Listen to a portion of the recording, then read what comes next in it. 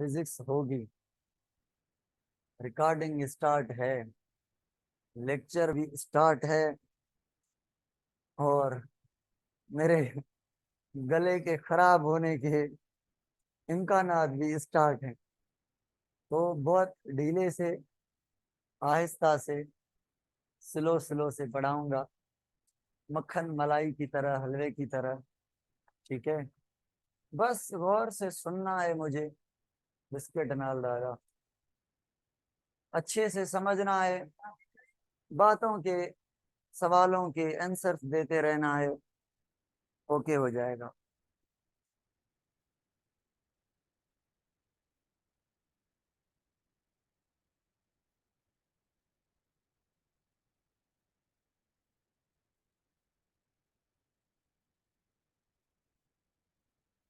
चलो जी, स्टार्ट लेते हैं हम। कहाँ से? जहाँ से पढ़ना चाहिए हमें। हमें पढ़ना चाहिए एविडेंस ऑफ एवोल्यूशन, जो कि हमारा आखिरी टॉपिक है इस चैप्टर का। अच्छे से समझना है, तरीके से समझना है भाई। एविडेंस में एक एविडेंस है geographical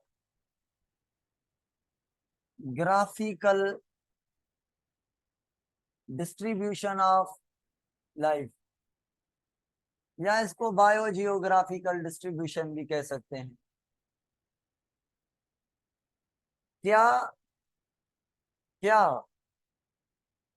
distribution of organism into different different habitat evolution cause करती है या नहीं? डार्विन ने कहा था कि दुनिया एक स्टोन था। डार्विन का मानना था कि दुनिया के अंदर फिंचेस नाम के बर्ड, जो कि आपको पता है डार्विन की स्टडी में है, फिंचेस नाम के बर्ड्स रहते थे। ये दुनिया का एक टुकड़ा अभी एक नहीं रहा।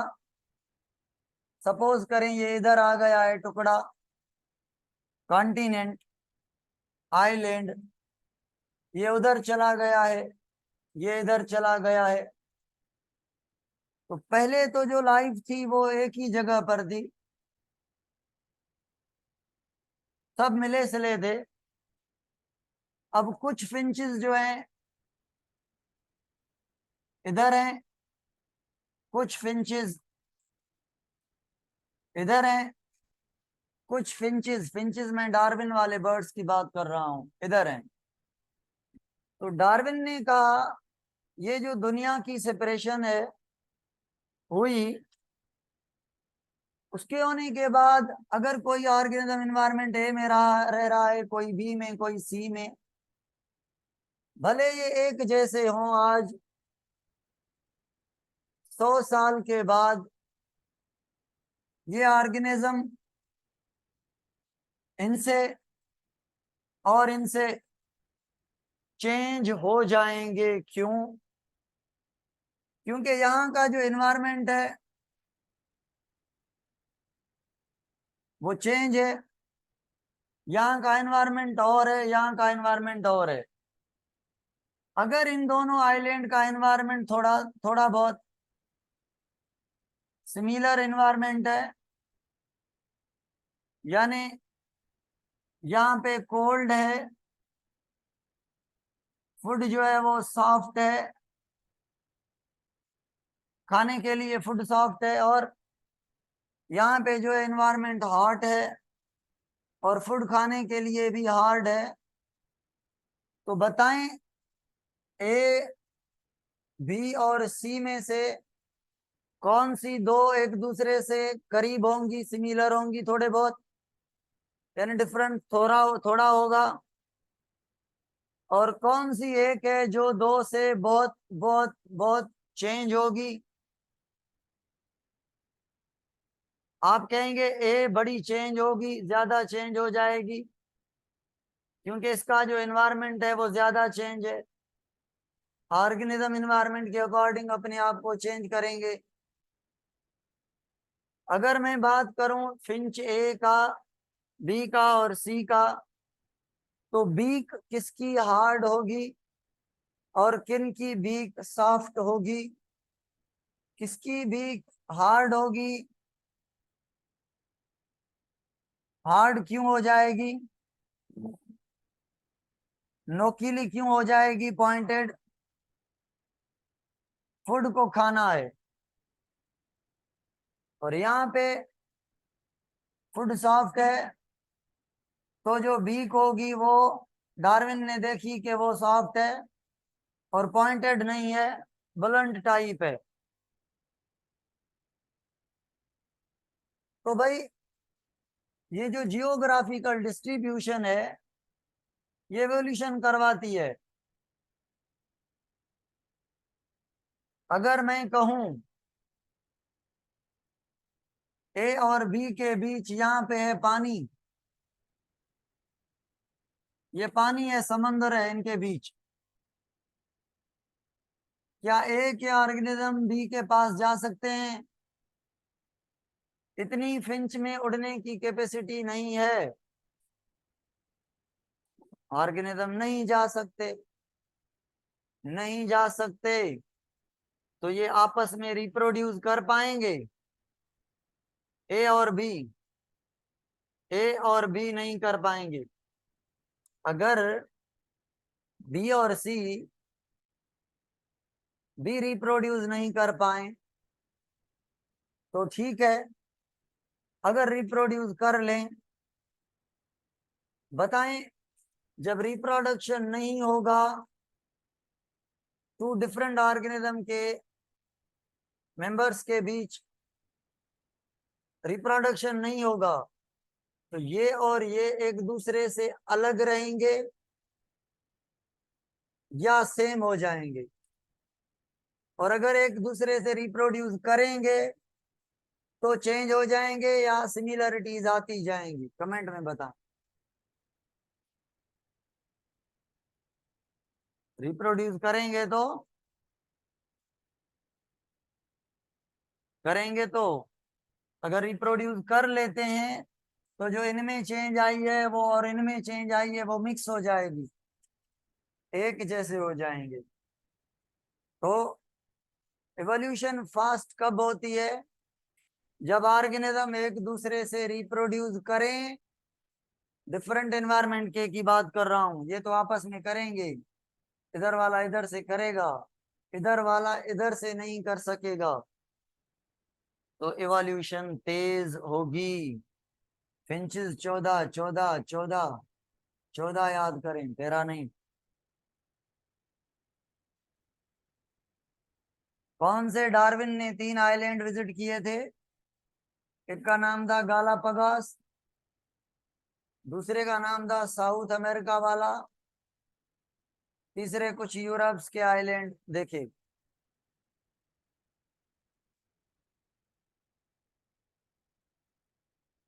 जिनका एनवायरनमेंट सिमिलर है वो ऑर्गेनिज्म भी सिमिलरिटी शो करेंगे, मतलब कम इवॉल्व होंगे।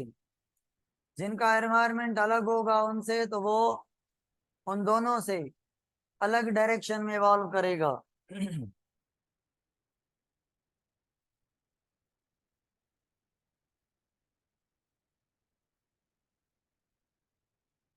क्लास हले दी, हाणे शुरू कयो आहे।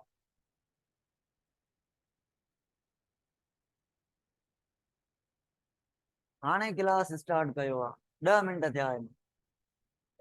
हाँ हाँ सर। देखें भाई, जो दूसरा फैक्टर है वो दूसरा फैक्टर कौन सा है? अच्छा, बायोजियोग्राफिकल डिस्ट्रीब्यूशन सेम की बात कर रहा हूं।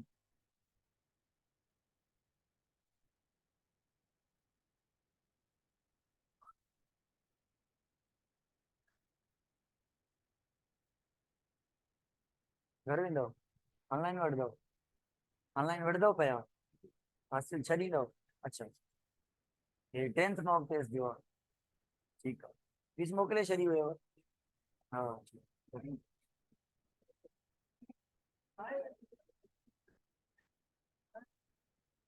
मैसेज कजो मां लिंक मोकिलींदोमांव। हाँ भाई, तो मुझे बताएं क्या कभी कभी जो डिस्ट्रीब्यूशन है उसका स्पेसिफिक पैटर्न होता है क्या? मतलब दुनिया में किसी एक जगह पर हो बाकी कहीं पे ना हो कोई चीज। एग्जाम्पल बताएं इसके।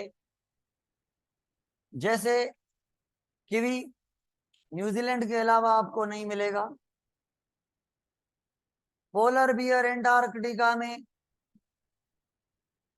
बर्फ वाले इलाकों के अलावा नहीं मिलेगा। Locate only specific to the particular area. Specific pattern of distribution क्यों है? इसके पीछे रीजन क्या है? आप कहेंगे सर रीजन ये है कि उन्होंने अपने एनवायरनमेंट के साथ इतना अडाप्ट कर लिया है और एनवायरनमेंट उनका कांस्टेंट है कि ना एनवायरनमेंट चेंज हो रहा है ना ऑर्गेनिज्म चेंज हो रहे हैं। अगर ये ऑर्गेनिज्म पाकिस्तान के सिंध के अंदर जेकाबाबाद में सक्खर में हमारी जगह मीरपुर माथेलो में लाए जाएं, ये कहेंगे हम कहाँ आ गए भाई। क्योंकि उनको वो ठंड नहीं मिलेगी, वो एनवायरनमेंट नहीं मिलेगा अपना, तो अडाप्ट नहीं कर पाएंगे। इतनी बड़ी चेंज नहीं ला सकते वो। हाँ अगर लामार्किज्म का कॉन्सेप्ट सही होता तो बर्फानी इलाके वालों एनिमल का दिल करता भाई चलो आज उत्तर सिंध जाना है, आज उधर जाना है, बस चेंज करो, उतारो अपने बाल, पतली पतली स्किन लगाओ, स्वीटनिंग करो, हीट लॉस करो, और जो है सारी चीजें कोल्ड हीट को अपनी मर्जी से इवॉल्व करते और हर जगह दुनिया में ऑर्गेनिज्म होते। अगर लामार्किज्म सही होता तो। समझ आ रही है मेरी ये बात? हाँ करें तो आगे चलूं मैं।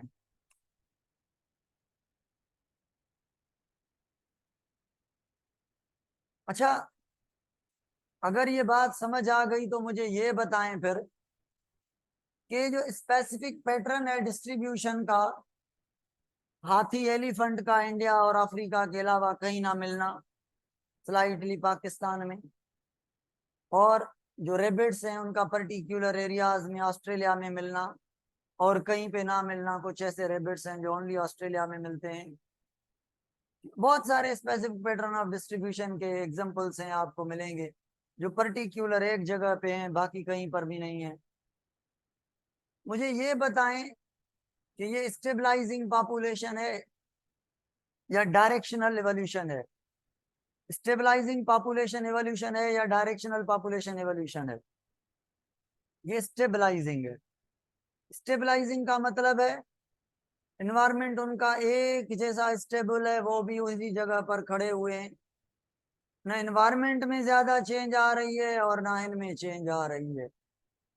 अगर किसी जगह एनवायरमेंट में बड़ी चेंज आ जाए, ठंडे से हॉट बन जाए, और एनवायर ऑर्गेनिज्म में वही चेंजेस हो ठंड को अडॉप्ट करने की, क्या वो ऑर्गेनिज्म वहां पे रह पाएगा? कमेंट में तो बताएं। नहीं रह पाएगा। अगर नहीं रह पाएगा तो कौन सा रह पाएगा? जिसने जिसने एनवायरमेंट के अकॉर्डिंग अपने आप को चेंज किया होता। दो चार पांच ऐसे होंगे जिसने एनवायरमेंट के ढलते अपने आप को भी ढाल दिया, चेंज कर दिया, वो रहेंगे, बाकी मर जाएंगे। तो जब एनवायरमेंट चेंज होता है और ऑर्गेनिज्म भी चेंज होता है तो एनवायरमेंट उस चेंज को सपोर्ट करेगा या नहीं? एनवायरमेंट चेंज, ऑर्गेनिज्म भी चेंज, कुछ ऑर्गेनिज्म नहीं हुए चेंज, किनको सपोर्ट करेगा? जो चेंज हुए। एनवायरनमेंट के अकॉर्डिंग जो चेंज हुए, ठीक है। और जो चेंज नहीं हुए स्टेबलाइजिंग पॉपुलेशन है। अगर एनवायरनमेंट चेंज हो गया है तो stabilising population null and void हो जाएगी। स्टेबलाइजिंग पॉपुलेशन के लिए क्या जरूरी है? एनवायरनमेंट का सेम होना। दूसरे एविडेंस पर चलते हैं। दूसरा एविडेंस में क्या बात करूं आपसे,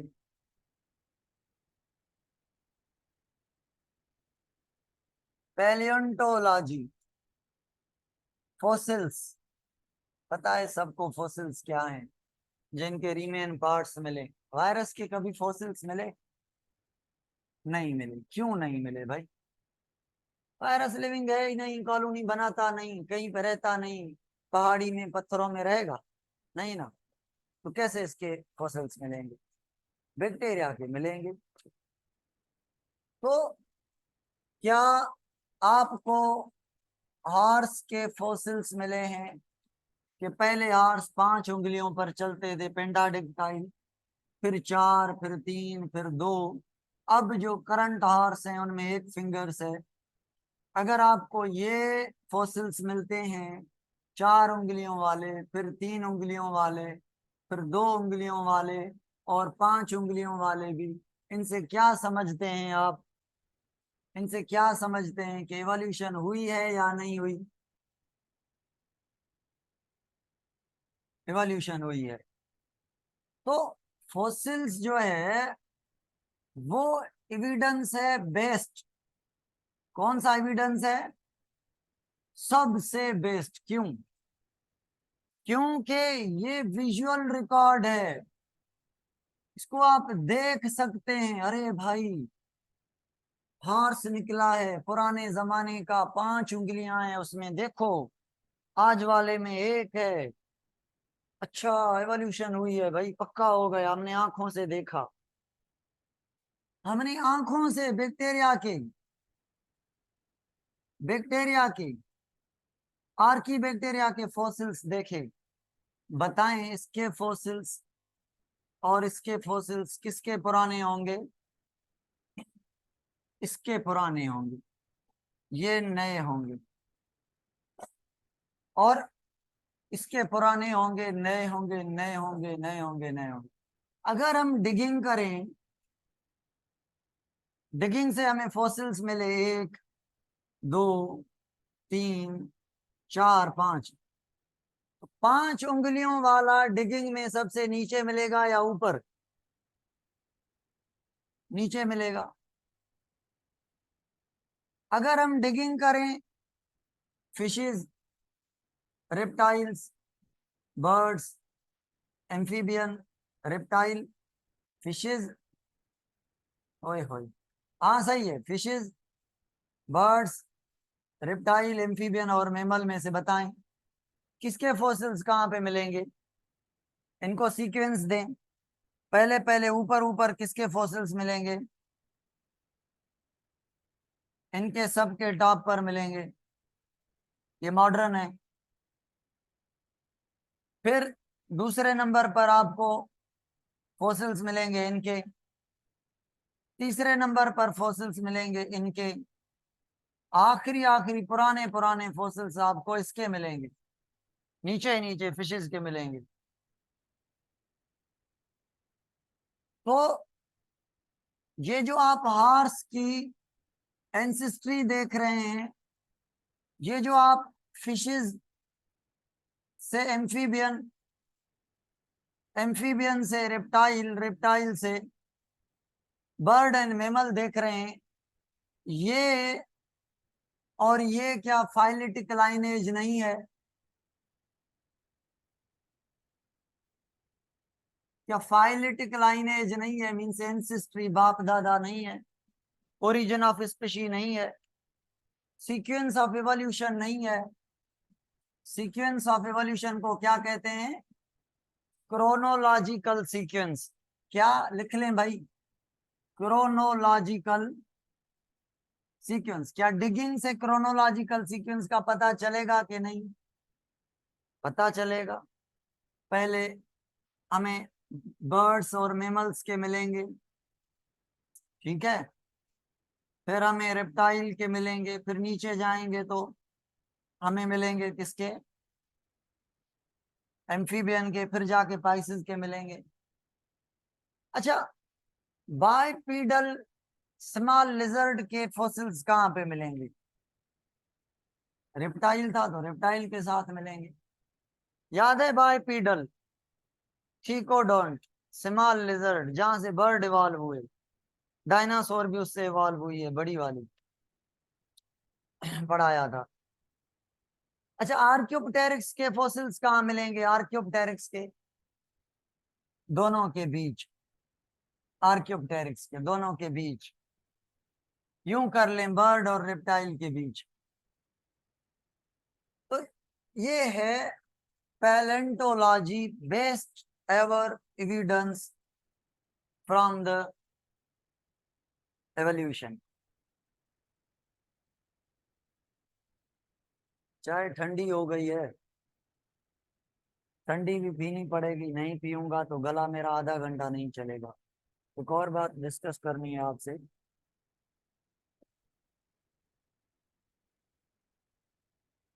आपके ना एंट्री के दिन है, तभी मैं आ रहा हूँ। डॉक्टर्स कह रहे हैं आपको रेस्ट चाहिए, बोलने की फिजिक्स होगी भाई। तो डॉक्टर्स के कहने पर मैं रेस्ट करना चाहता हूँ भाई, क्योंकि मैंने बीमार होने के बावजूद भी आपकी एंट्री को देखकर मैंने कंटिन्यू किया, मगर थोड़ा बोल रहा हूँ तो प्रॉब्लम हो रही है। तो अभी मुझे लग रहा है कि वाकई रेस्ट करनी चाहिए, क्योंकि अगर नहीं कर रहा तो मैं जा रहा हूँ, अगर कर रहा हूँ तो आपका नुकसान हो रहा है। मैं अपने नुकसान को पीछे रखता हूँ, आपका सोचता हूँ, मगर अभी पीक हो गई है। अब मेरा एक दोस्त है सर गुलाम रसूल मीरानी साहब, जीआर लेक्चरर हैं बायोलॉजी के, तो मैंने उनको कहा है वो आके कल आपको जेनेटिक्स या सपोर्ट एंड मूवमेंट पढ़ाएंगे। 2 या 3 दिन वो पढ़ाएंगे सर, 2 या 3 दिन। बहुत अच्छे टीचर हैं। अगर आपको, मैं नहीं कहता वो कम है, मुझसे आपकी एडजस्टमेंट है, सर से एडजस्टमेंट करना, ईमानदारी से मुझे बताना। अगर आपको कोई भी क्लेश रहे तो I am again available for you, again week के बाद आई एम रेडी। और मैं आपके लिए एक सेशन रख रहा हूं जो कि 10 या 15 दिनों का होगा। इसमें हम क्या करेंगे, तकरीबन 15 जुलाई के बाद, अगस्त के बाद रखेंगे। रोज एक चैप्टर यहाँ आकर मैं आपको रिवाइज करवाऊंगा। अभी मेरा एक और सेशन चल रहा है जो व्हाट्सएप पर है, जो मैं व्हाट्सएप पर आपको समझाता हूँ ये वो। आज उसमें हम बायो एनर्जेटिक्स के रात कॉन्सेप्ट डिस्कस करेंगे। Be prepare for that. रात बायो मॉलिक्यूल को देखा था, मुझे लगा कि बायो मॉलिक्यूल आपका बहुत अच्छा है। रात मैंने टेस्ट किया आपको सबको, सारे जो ग्रुप्स हैं व्हाट्सएप के, सब में रिस्पांस दे रहा था, तो 2 मिनट 1 मिनट लग रहा था रिस्पांस में। बहुत बच्चे थे, बहुत मैसेजेस थे। कल हम एनिमल किंगडम करेंगे, बहुत मजा आएगा इसको पढ़ने में, बहुत बहुत मजा आएगा। तो भाई मैं किसी भी हालत में हूँ, मैं आपके लिए सोचता हूँ। ये मैंने व्हाट्सएप पे रात 1 डेढ़ घंटा लगाया है आपके लिए, और ये सेशन चलाऊंगा आपके लिए। बल्कि सारे टीचर्स हम चलाएंगे, पास्ट पेपर ये वो करेंगे। चलो, तो सर गुलाम रसूल को कहना कि सपोर्ट एंड मूवमेंट पढ़ाए। अगर सर की मर्जी जेनेटिक्स पर है तो सर की मान लेना। सर इतनी टेक्निकल जेनेटिक्स पढ़ाते हैं, आप कहेंगे बस, हंसाते रहेंगे आपको। बहुत अच्छा पढ़ाएंगे इंशाल्लाह, ठीक है। उसको मैंने 3 दिन पहले कह दिया है वो जेनेटिक्स या सपोर्ट एंड मूवमेंट जो भी पढ़ा है सब। आज मैं एविडेंस को पूरा कर लूं, बीच में कॉन्सेप्ट ये रह गए और बात आ गई मेरे तबीयत की। जेनेटिक्स के लेक्चर में आपको भेज रहा हूं, वो आप सुन लें, फिर सर के जो लेक्चर्स हैं वो भी ले लेना, फिर देखना कि कितना कॉन्सेप्ट क्लियर हो गया है आपका। मेरा जो वॉइस है ना वो कानों से निकल रहा है, और कोई प्रॉब्लम नहीं है, चेस्ट क्लियर है, नोज क्लियर, ये वो ट्रिकिया सारे सिस्टम, टेस्ट वगैरह कुछ नहीं आ रहा। बस तेज बोलने से, कंटिन्यू पढ़ाने से गड़बड़ हो रही है। ऐसा ना हो जाए कि मेरी साउंड बॉक्स खत्म हो जाए, ठीक है। सर गुलाम रसूल के यूट्यूब पर नहीं है, यूट्यूब पर मेरे हैं। मेरे सर गुलाम रसूल और मेरी जो तैयारी है, जो प्रिपरेशन है, जो स्टडी है, वो एक साथ रही है। हम दोनों आपस में मिलते जुलते हैं बहुत, ठीक है, देखने में नहीं, पढ़ाने में। चलो जी, तीसरा एविडेंस है, एविडेंस फ्रॉम कंपैरेटिव एनाटॉमी। अब जो एनाटॉमी है, एनाटॉमी का जो एविडेंस है वो ये कहता है कि ऑर्गेनिजम्स की एनाटॉमी को देखें, कमेंट में बताएं अगर एनाटॉमी सिमिलर है, अंदर से ऑर्गेनिज्म एक जैसे हैं, 5 ऑर्गेनिज्म है अंदर से एक जैसे हैं, बाहर से डिसिमिलर हैं, बताएं ये पांचों के 5 का जो एंसिस्टर है वो कॉमन होगा कि नहीं? क्यों कॉमन होगा? क्योंकि अंदर से एक जैसे हैं, बाहर चेंज लाई है उन्होंने, ठीक है। तो हम इसमें क्या पढ़ने वाले हैं? Similar organ, homologous organ. और अगर ऑर्गेनिज्म अंदर से एनाटॉमी से डिसिमिलर हैं मगर फंक्शन एक जैसे कर रहे हैं, तो देख अंदर से डिसिमिलर हैं मतलब इनका जो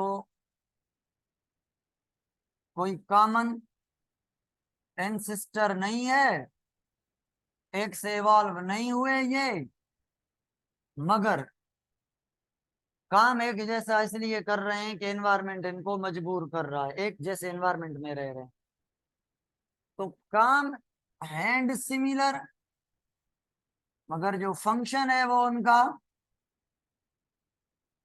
सिमिलर है। तो फंक्शन क्यों सिमिलर है? According to environment, not according to ancestry.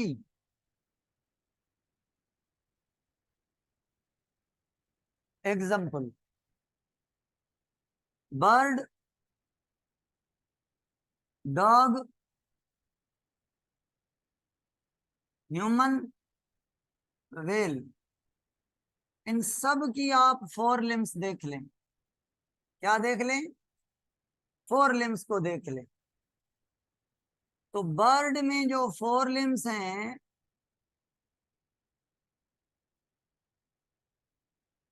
और डॉग में जो 4 लिम्स हैं, ह्यूमन में जो 4 लिम्ब है,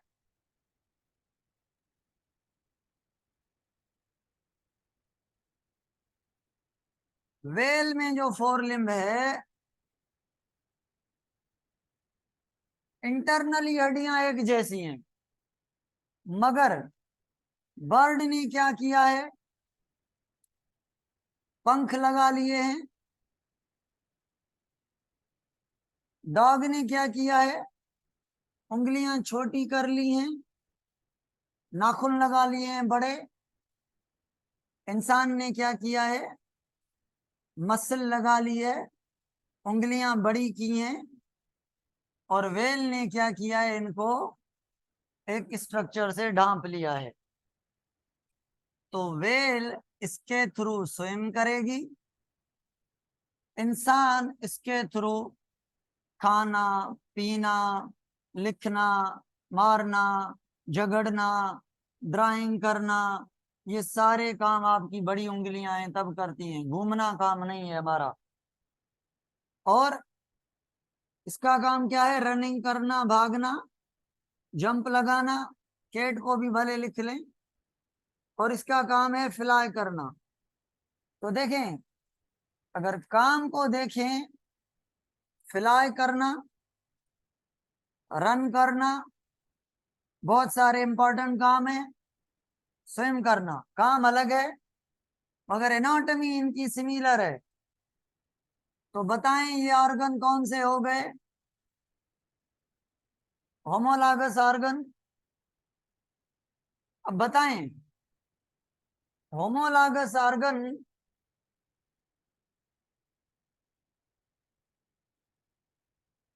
का होना बताता है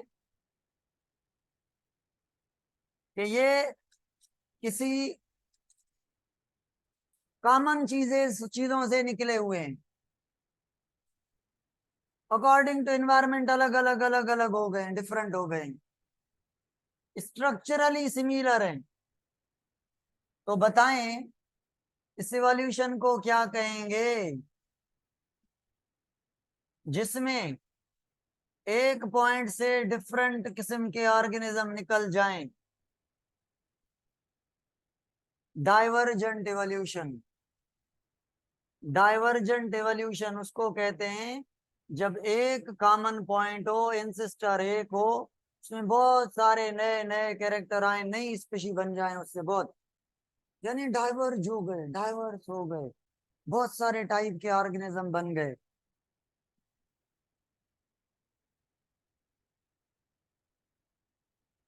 ठीक है, ओके।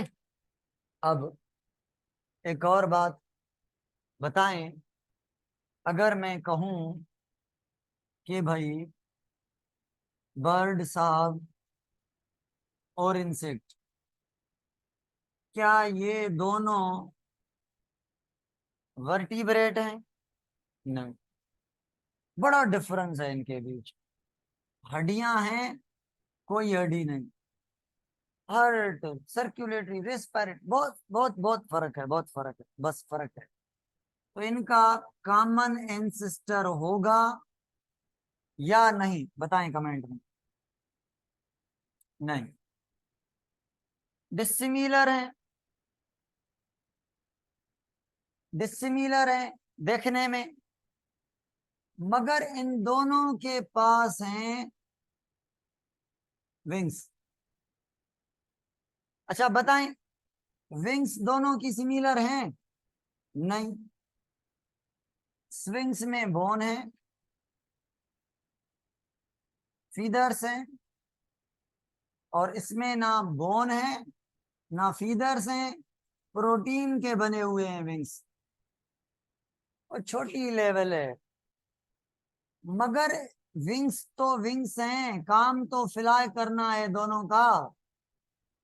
यहाँ पे काम एक ही है, मगर ऑर्गेनिज्म एक जैसे नहीं। सपोज करें ये एक इलाका है, यहाँ पे ऑर्गेनिज्म आया ए और ऑर्गेनिज्म आया बी। ऑर्गेनिज्म कौन से आए? ए और बी। ये रेप्टाइल है, इसको मैं आर कर रहा हूं। ये इंसेक्ट है, मगर ना उड़ने वाला, ना उड़ने वाला। अगर जब ये आए, जब इन्होंने आके देखा कि यहाँ पे एक प्रीडेटर है, प्रीडेटर समझते हैं ना, इनको खाने वाला, इनको खाने वाला क्या है? यहाँ पे प्रीडेटर है। तो जिन रेप्टाइल में विंग्स लग गए, विंग्स लग गए, ठीक है, और जिन इंसेक्ट में विंग्स लग गए वो बच गए, बाकी खत्म। शोभा पूछ रही है तो इनका एंसेस्टर कौन है? शोभा, ये तो आप मुझे बताएंगी कि बर्ड का एंसेस्टर कौन है। आप कहेंगी सर रेप्टाइल। और इंसेक्ट का एंसेस्टर कौन है? आप कहेंगी सर इंसेक्ट एनिलिडा। ठीक है, समझ आ रही है? विंग्स वाले इंसेक्ट का एंसेस्टर कौन है? Non winged insect. तो भाई अगर ये विंग्स आ गई तो अब ये रेप्टाइल से बन गया बर्ड, और घूमने वाले इंसेक्ट से बन गया उड़ने वाला इंसेक्ट। दोनों फ्लाई करेंगे तो रह पाएंगे। परिंदों ने कहा, रेप्टाइल ने कहा, कुछ रेप्टाइल ने, वो जो था जिससे बर्ड इवॉल्व हुए थे, बाइपीडल स्मॉल लिजर्ड, इसने कहा मुझे उड़ना पड़ेगा, नहीं तो धरती पे नहीं छोड़ेंगे। जिसका मूड हो रहा है हंट करके मार रहा है, खा रहा है। ईगल भी नहीं छोड़ रहा, सांप भी नहीं छोड़ा, डॉग भी नहीं छोड़ रहा, केट भी, इंसान तो इंसान भी पीछे हैं। तो बर्ड ऐसे बने। ठीक है, अब बताएं ये एवोल्यूशन डाइवर्जेंट कहलाएगी या कन्वर्जेंट?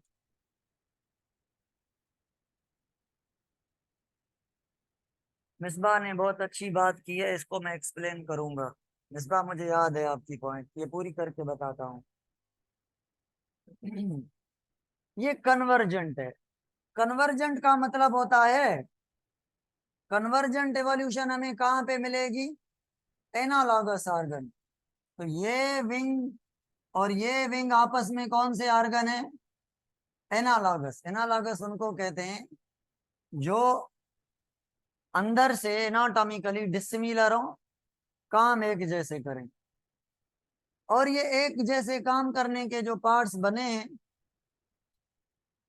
इनको हम कहेंगे ये एक पॉइंट पर आ गए हैं, ये कन्वर्जेंट एवोल्यूशन। कन्वर्जेंट एवोल्यूशन मतलब ये बोथ बी एंड सी है, इसमें एक जैसी प्रॉपर्टी आ गई है, कोई कैरेक्टर एक एक तो नहीं हो गए ना। अब निस्बा वाली बात पर आते हैं।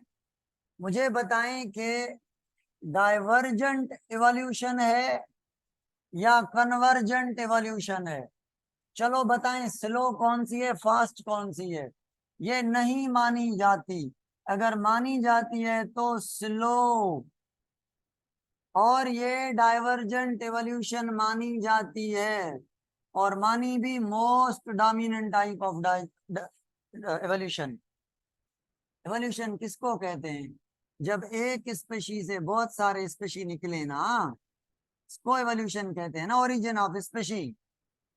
तो वहां पे तो ए और बी एक हो रहे हैं, ये तो क्लोज हो रहे हैं एक दूसरे से, मगर अपने एंसेस्टर से तो चेंज हो रहे हैं ना। तो एक हो रहे हैं मगर एंसेस्टर से चेंज होते हैं, तो ये एवोल्यूशन है। ऐसी एवोल्यूशन स्लो होती है। ये जो एवोल्यूशन है, ये most accepted form of evolution है, जिसको कहते हैं डाइवर्जेंट एवोल्यूशन।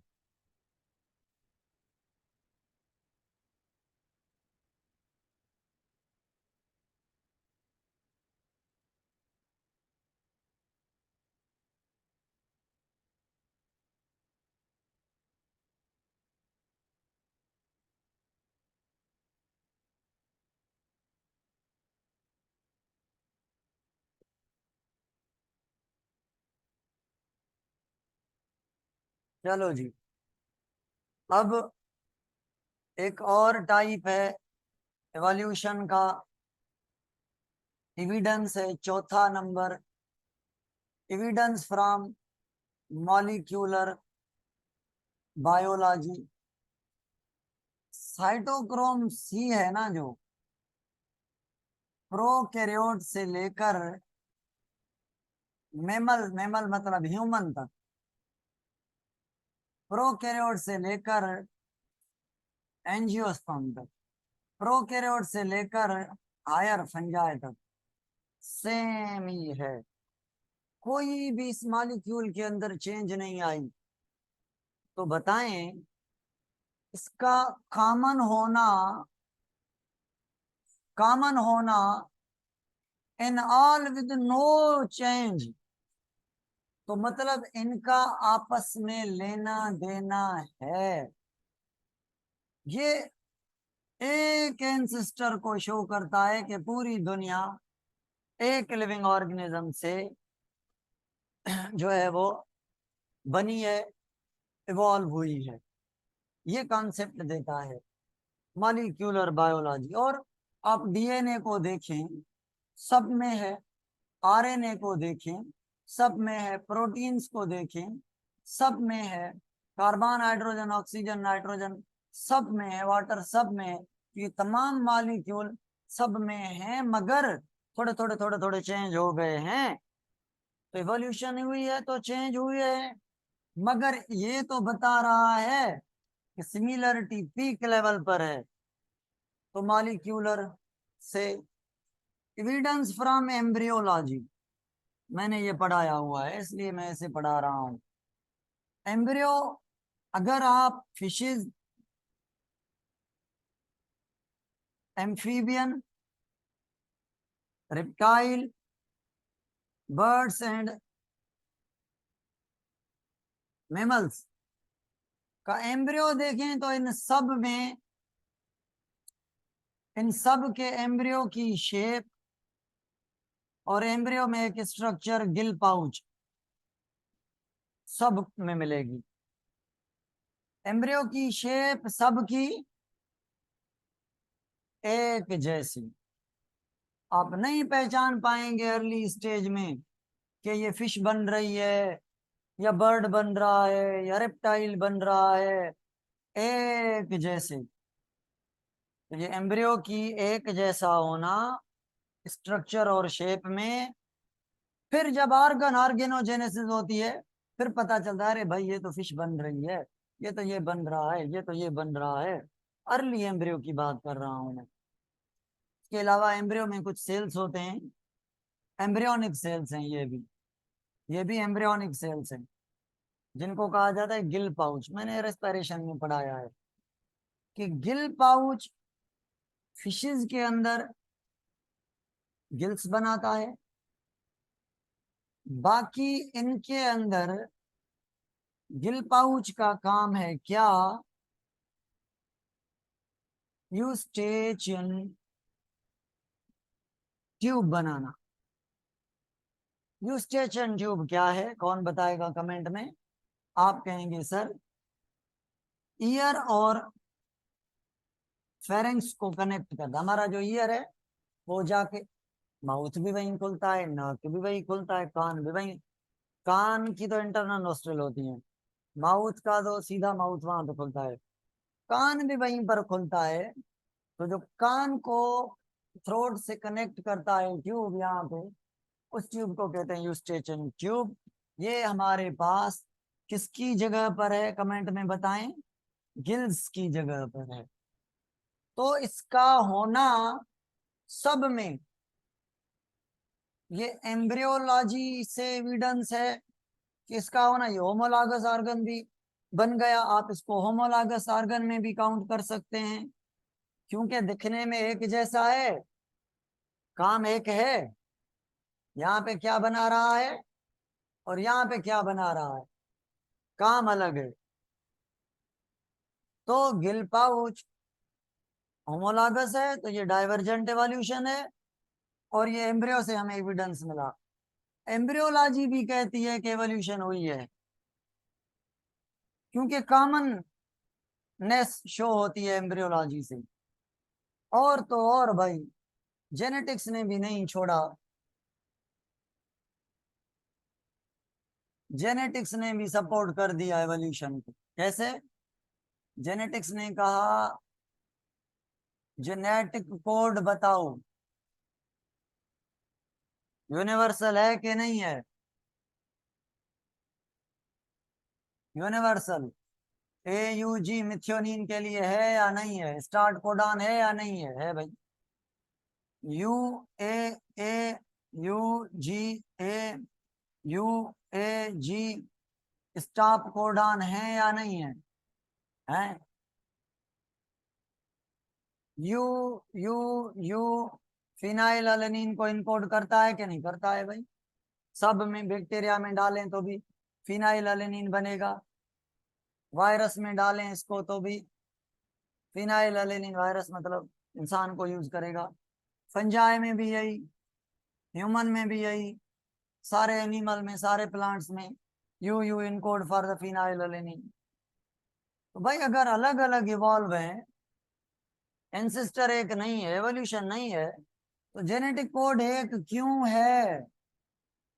जेनेटिक कोड का एक होना, यूनिवर्सल होना, बताता है bacteria to human, mammals, angiosperm, higher fungi, there is a uniqueness also in the level of genetics. That is the peak.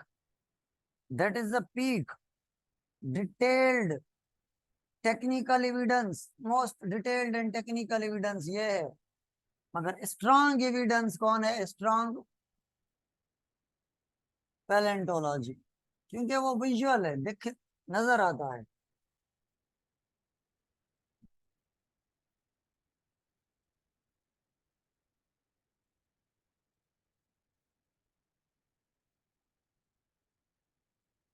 अब कुछ सवाल थे, और वो सवाल क्या थे?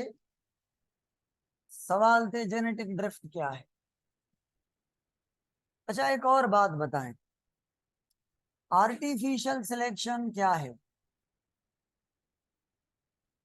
और नेचुरल सिलेक्शन? नेचुरल का तो पता है, डार्विन वाली, आर्टिफिशियल से नहीं। डॉग है एक ब्लू कलर का, रेड कलर का डॉग है, पिंक कलर का डॉग है, या और कोई डिफरेंस है? कलर का नहीं, कोई और डिफरेंस है?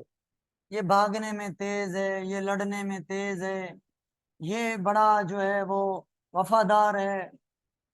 तो अगर हम दो कैरेक्टर लेना चाहते हैं, हम क्या करेंगे? इसको इससे सिलेक्ट करके इनको रिप्रोड्यूस कराएंगे। तो हमें जो बच्चा पैदा होगा, इसके भी कैरेक्टर होंगे, इसके भी होंगे, और यही हम करते रहेंगे। क्या ये रैंडम मैटिंग है या सिलेक्टेड मैटिंग है? सिलेक्टेड है तो आपने एवोल्यूशन का रुख मोड़ दिया, आपने इसको इग्नोर किया, वीक कैरेक्टर था, अच्छा नहीं था, आपको पसंद नहीं आया, हमें पसंद नहीं आया, हमें उनको प्रमोट किया है। तो ये हमारी कौन सी इवोल्यूशन है, सिलेक्शन है? आर्टिफिशियल। क्या आर्टिफिशियल सिलेक्शन को मेट सिलेक्शन कहूं? क्या मैं इसको डोमेस्टिकेशन कहूं? डोमेस्टिकेशन। कौन हलायो तो जरूरत ना है।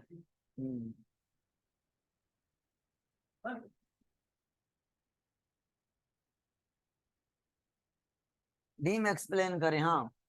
Domestication, mate selection, selected breeding, artificial selection एक ही बात है।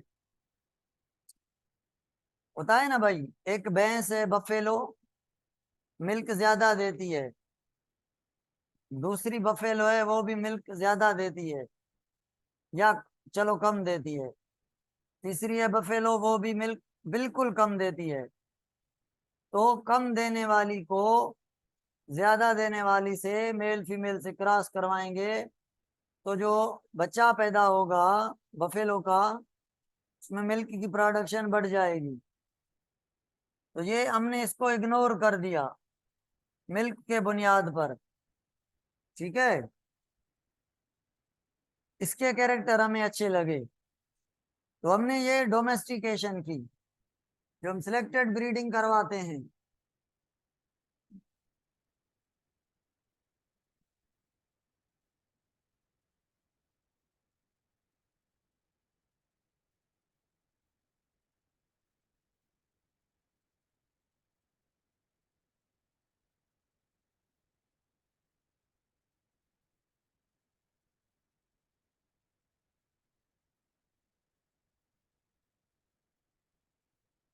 ये एक ऑर्गेनिज्म है, एरिया है, यहाँ पे पॉपुलेशन है ए ए बी ए ए ए ए ए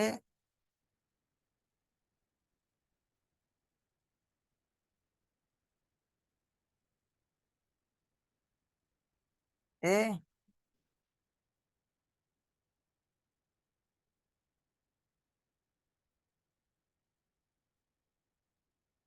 क्या मैं कहूं ये एक स्पेशी के अंदर वैरायटी है ऑर्गेनिज्म की, जैसे इंसान एक है, यूरोप वाले गोरे और सूडान वाले काले, पाकिस्तान वाले एवरेज, हो गया ना। एक ही स्पेशी है, उसमें वैरायटी है। अब मैं पढ़ाने जा रहा हूं कि जेनेटिक ड्रिफ्ट क्या है। ये टॉपिक नहीं है वैसे, मगर पढ़ लेना चाहिए, एमसीक्यूज यहाँ पे टच करता है। भाई मुझे बताएं, अगर कोई डिजास्टर आ जाए यहाँ पे, नेचुरल सिलेक्शन की बात नहीं कर रहा कि इनमें से एनवायरनमेंट एक ही जगह पे रह रहे हैं तो जाहिर बात है किसी एक को एनवायरनमेंट सपोर्ट करेगा, या इसको या उसको, वो बात नहीं कर रहा। मैं कह रहा हूं अगर डिजास्टर आ जाए तो क्या डिजास्टर वीक को मारेगा? अच्छे भले को देखेगा नहीं।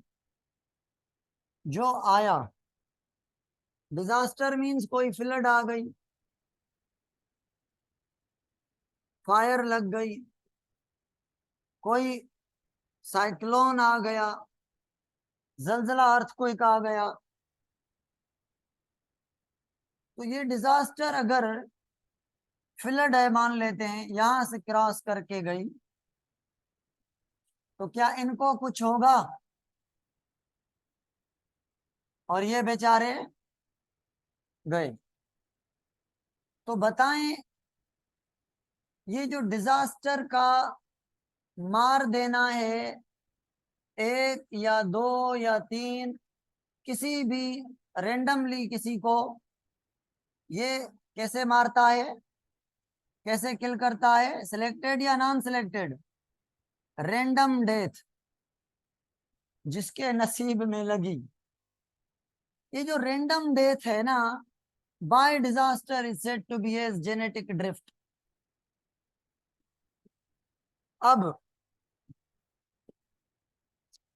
सपोज करें ये मर गए, और ये चाइना वाले इंसान थे, ये पाकिस्तान वाले, ये यूरोप वाले, और ये अमेरिका वाले, या कोई और स्पेशी थी। ये जो चले गए, तो बताएं दुनिया के अंदर, उस एरिया के अंदर जहां से ये मर गए, अब मतलब ये सारा एरिया जहां से ये मरे हुए हैं, जीन की फ्रीक्वेंसी में चेंज आई है कि नहीं आई है? आई है, आई है। जीन की फ्रीक्वेंसी ये कितने थे? येलो वाले 20%, ब्लैक वाले 20%, ग्रीन 20%, ब्लू 20%। अब ये तो चले गए, तो अब ये हो गए 25, 25, 25, 25%। चलो पहले 25 से अब 30 हो गए, मान लें आप, ये समझ गई गए होंगे आप, मैंने काउंटिंग गलत की। चार टाइप के हैं तो 25 25 थे, अब 30 30 हो गए। तो जीन की फ्रीक्वेंसी में चेंज आ गई, इस जीन की फ्रीक्वेंसी में कमी आ गई, या तो टोटली खत्म हो गए। अब अगर एक हाथी आए, हाथी जंगल में चरने के लिए, वहां पे इंसेक्ट पड़े हैं, ये इंसेक्ट हैं, ये इंसेक्ट हैं। अब बताएं, क्या हाथी चूज करेगा इनको मारना है, इनको नहीं?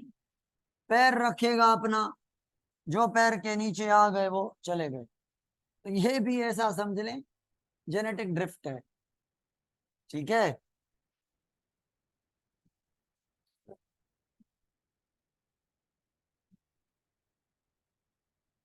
सुने भाई, अगर प्लांट्स हैं, प्लांट ग्रीन होते हैं। डेमी पॉपुलेशन बताता हूँ, 1 मिनट आ रहा हूँ, वहां पे आ रहा हूँ। ये प्लांट है, प्लांट पे ये इंसेक्ट है, अभी ये इंसेक्ट हो गए। अब इंसेक्ट को खाने वाला कोई प्रीडेटर आ गया, बताएं कौन सा यहां से एक इंसेक्ट है जिसको खाने में प्रीडेटर फास्ट नहीं होगा, और एक कौन ऐसा है जिसको खाने में प्रीडेटर बड़ा तेज होगा। ग्रीन को कम खाएगा, क्यों? रीजन बताएं। और इनको ज्यादा खाएगा, रीजन बताएं क्यों?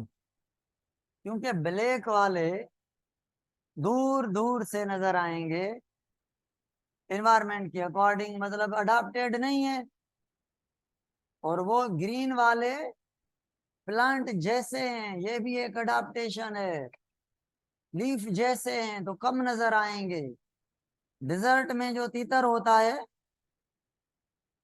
डिजर्ट जैसा, तो वो जो डिजर्ट जैसा होता है उसको कम खाया जाता है, और जो साफ शिफाफ काला होता है आप देखेंगे वो कम है दुनिया में, वो बहुत कम है। क्यों? दूर दूर से नजर आता है, लगाओ गोली मारो। और जो डिजर्ट जैसा है उसको नजर नजर ही नहीं पड़ती उस पर।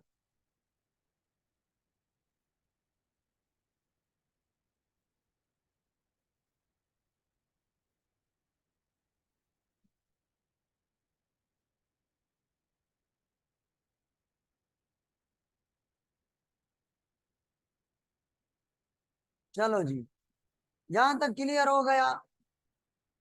तो ये भी एक इवोल्यूशन है। अब कमेंट में बताएं कि जेनेटिक ड्रिफ्ट स्मॉल पॉपुलेशन पर ज्यादा वैलिड है या लार्ज पॉपुलेशन पर? जीन फ्रीक्वेंसी में ज्यादा चेंज कहाँ आएगी? स्मॉल पर। अगर मैं एक्सप्लेन करूं तो भाई, तीन थे ये, तीन थे ये, और तीन थे ये, और चार थे ये। कितना परसेंट बन गया? 20, 20, 20, और ये 30%, 40% सपोज करें, ठीक है। अब अगर दूसरी पॉपुलेशन है, 100 एक हैं, 100 दूसरे हैं, 100 तीसरे हैं, 100 चौथे हैं। अब 100 का मरना आसान है फ्लड से, या 3 का मरना आसान है फ्लड से? 3 का डिजास्टर से, जितने थोड़े होंगे जल्दी में खत्म हो जाएंगे, और जितने जल्दी में खत्म हो जाएंगे तो ये बन जाएंगे जीरो, और इनकी फ्रीक्वेंसी बहुत बढ़ जाएगी। यहां से अगर 10 भी मर जाएं तो उतना परसेंटेज में फर्क नहीं पड़ेगा। समझ आ रही है what I am talking about? अच्छे से समझ आ रही है? चलो जी। अच्छा बताएं, लार्ज पॉपुलेशन पर नेचुरल सिलेक्शन काम करती है कि नहीं? हाँ, क्यों? बहुत ज्यादा होंगे, बहुत वैरायटी होगी, तभी तो एनवायरनमेंट सेलेक्ट करता है। अब भाई बढ़ गए हैं, अब कंपटीशन आ गया है, ज्यादा हो गए, रिसोर्सेज कम हो गए। मुझे ये तो बताएं एक बात, कौन सी बात बताएंगे? पूरी हो गई आपकी इवोल्यूशन। लामार्क साहब और डार्विन साहब में से कौन कह रहा है कि स्पेशी डिजायर पे इवॉल्व करेंगी ये डिजायर, और इसमें एनवायरनमेंट सेलेक्ट कर रहा है? कौन कह रहा है कि नो एक्सटिंक्शन होगी, कोई स्पेशी खत्म नहीं होगी, और स्पेशी क्या होंगी, एक्सटिंक्ट हो सकती हैं? कौन कह रहा है कि इकोसिस्टम में ऑर्गेनिज्म बढ़ते जाएंगे, और ये कह रहा है कि ऑर्गेनिज्म बैलेंस होते जाएंगे, जब बढ़ जाएगा तो बाकी को मार के कुछ को छोड़ा जाएगा। कौन कह रहा है कि रिसोर्सेज खत्म नहीं होंगे, और कौन कह रहा है कि रिसोर्सेज कम होंगे तो कंपटीशन होगा, फिर बैलेंस किया जाएगा रिसोर्सेज को। नहीं तो अगर ऑर्गेनिज्म बढ़ते जाएं, ये कह रहा है ऑर्गेनिज्म भी बढ़ते जाएंगे, रिसोर्सेज भी बढ़ते जाएंगे। क्या कहा था लामार्क ने कि ऑर्गेनिज्म, अगर ये एनवायरनमेंट है ये चेंज हो गया 5 डायरेक्शन में, हॉटनेस हो गई, कोल्डनेस हो गई, ह्यूमिडिटी हो गई, एयर ज्यादा हो गई, ड्राउट हो गए, अब जो ऑर्गेनिज्म है खत्म नहीं होंगे। कुछ ड्राई को अडॉप्ट कर लेंगे, कुछ इसको, कुछ इसको, कुछ इसको, कुछ इसको, अपनी मर्जी से। ऑर्गेनिज्म से एनवायरनमेंट भारी नहीं है, ऑर्गेनिज्म इवॉल्व कर लेंगे तो ऑर्गेनिज्म भी बढ़ते जाएंगे, रिसोर्सेज भी। एक्सटिंक्शन है ही नहीं, एक्सटिंक्शन नहीं है तो रिसोर्सेज की कमी नहीं है ना। ठीक है। कौन कह रहा है कि जो इंडस्ट्रियल मेलेनिज्म है या इंडस्ट्री की revolution, I mean environmental pollution, I mean environment में चेंज, ये इवोल्यूशन करवाती है, ये डार्विन कह रहा है। समझ आई है चीजें ये? चलो जी, आगे चलते हैं। न्यू चैप्टर कौन सा पढ़ें अभी बताएं? रिकॉर्डिंग के स्टॉप करो, बी रिकॉर्डिंग करो।